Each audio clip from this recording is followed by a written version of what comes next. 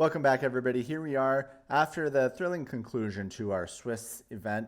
We'll have the top four here to announce to you in just a moment. But before we do that, we are joined by a special guest here. One of our competitors, Fade to Black, is here to talk to us about the red-black deck that we've seen represented fairly heavily throughout this event.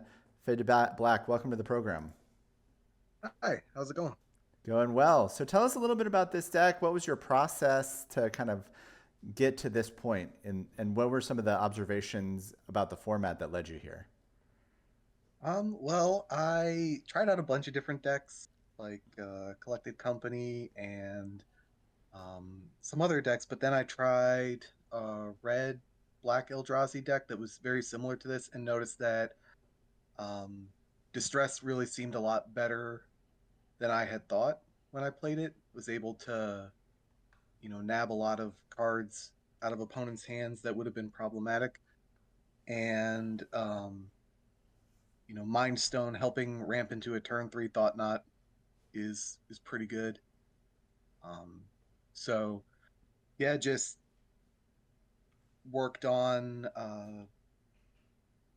trying out different cards and kind of came up with this list Very over the cool. past week. So I see you are playing three distress and only the one duress. Usually we would expect to see four duress, but this format. Did you just notice that it was much more about the creatures than about the non-creatures?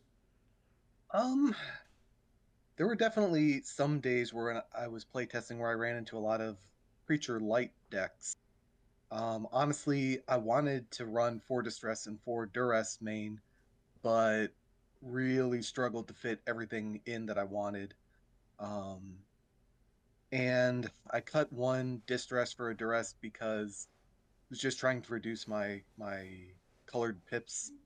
Mm-hmm. Double black can be a little difficult, but then put the rest of the duress in the sideboard for decks that were not going to be as creature heavy. Honestly, most of the decks today do seem to be a lot more creature heavy than I was anticipating. Well, you came fairly well prepared for creature decks as well, with the Grasp of Darknesses, the Kolaghan's commands, and the roasts in the main, and then plenty more removal in the sideboard. I'm also Yep. noticing, this deck is a good representation of something we've been pointing out about the format, which is that it's a very beefy, kind of expensive format. Was that top of your mind when you were building? Yes. Yep. Yeah. There were a lot of cards that I would have normally put in that are efficient that just didn't make the cut. Like this is not a format where shock is very good, even though there are a lot of mana dorks. There's just so many creatures it doesn't hit. Um, roast is really good. You want to be able to kill Reality Smasher and Kalitas and other big creatures. And then I have Tears of Valakut in the side because some of the bigger dragons are a little more problematic to deal um, with the suite of removal that I have. Yeah, we were noticing how cards like Dragon Lord, Silumgar, or Teneb the Harvester that normally are quite vulnerable are almost invincible in this format, with only a couple of cards being able to take them out. Yeah, it's hard not to two for one yourself to take out those cards. Well, what was your testing process like? How do you like to approach these formats overall?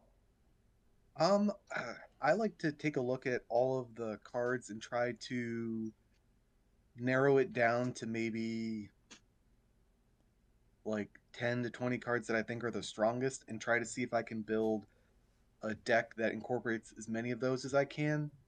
Um, well, I take that back. The first thing I normally do is look at all the red cards and see if there's a good red deck wins. Um, that's normally my first go-to. But then, failing that, try to see how I can leverage as much power as possible.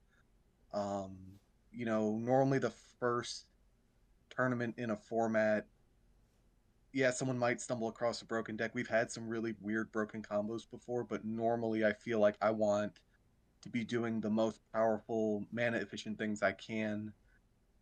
Because a lot of times you're just going to run into someone who, yeah, they have a sweet four drop, but they struggled past the third land drop, and I have an efficient three drop, so I'm gonna, you know, just start accumulating advantage that way. Absolutely. Well, this is a very cool deck. It's propelled you well throughout this event. Um, One last thing before I leave. Were there any great moments? What's your favorite thing, whether it was this deck or another deck that you've seen during this Set Roulette season? I've seen some really, really interesting decks. I think my favorite was the Annex deck that I'm sad no one was playing this time, where just dealing lands, blowing up lands. I'm a sucker for land destruction, so I thought that was a cool take on a way to do that. Considering there's no real Stone Rain, but Blast Miner is basically repeatable Stone Rain, Mm-hmm. so I That thought was that was a certainly fun. my pet deck throughout testing, and I wish this is the first time I found myself wishing I could really play a deck in an event because I would be running for Annex right now. But I'm happy to be here sitting in the booth and getting to talk to our great players and community. And Fade to Black, thank you so much for joining us and talking a little bit about your deck. Of course, yeah. And so we're going to move over and talk about our cut to top four here.